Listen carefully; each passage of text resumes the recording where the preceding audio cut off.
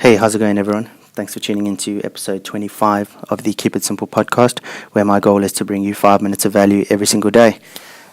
So, after recording yesterday's episode, I had a bit of an epiphany and I realized something. And basically, what I realized was that I was telling you something that I experienced the day before or something I've learned, and then I was telling you what to take away, or trying to tell you what to take away from that episode or from that experience that I had. Whereas I realized that when I've done a lot of coaching in the past or present, and when I've done a lot of mentoring, I've been more of like a someone who tells them a story and lets them take away has their own takeaway from it. So rather than saying, oh yeah, this is where you need to look and this is what you need to see, from this point forward, I think what I'm going to do is I'm going to give you an experience that I've had, and then hopefully you're able to then take away from it what it is that you need to take away, versus me saying this is what you should take away from this story.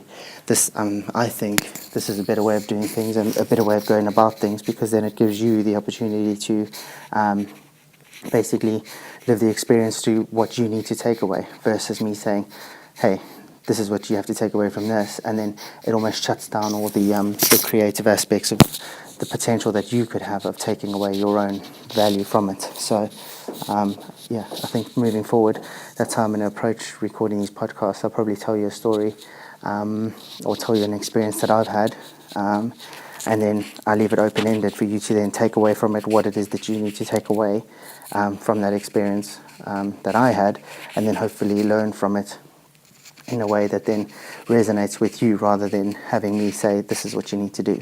I just think, as far as coaching and mentoring goes, I think that's a much better way of going about things, and I've realized that, especially through coaching, when you I was talking from a sports point of view now.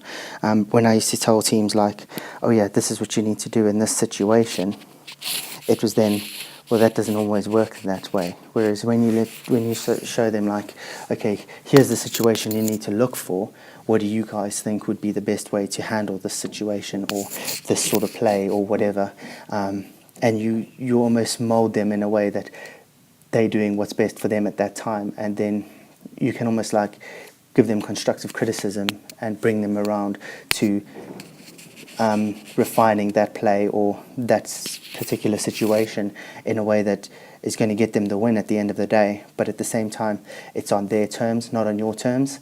And I think just the way I've been doing things at the moment, it's kind of been like, oh yeah, you need to do things on my terms, and haven't given anyone the opportunity to kind of do it their own way or take away from my experience what it is that they need to take away. So I just think moving forward, that's what I'm going to do.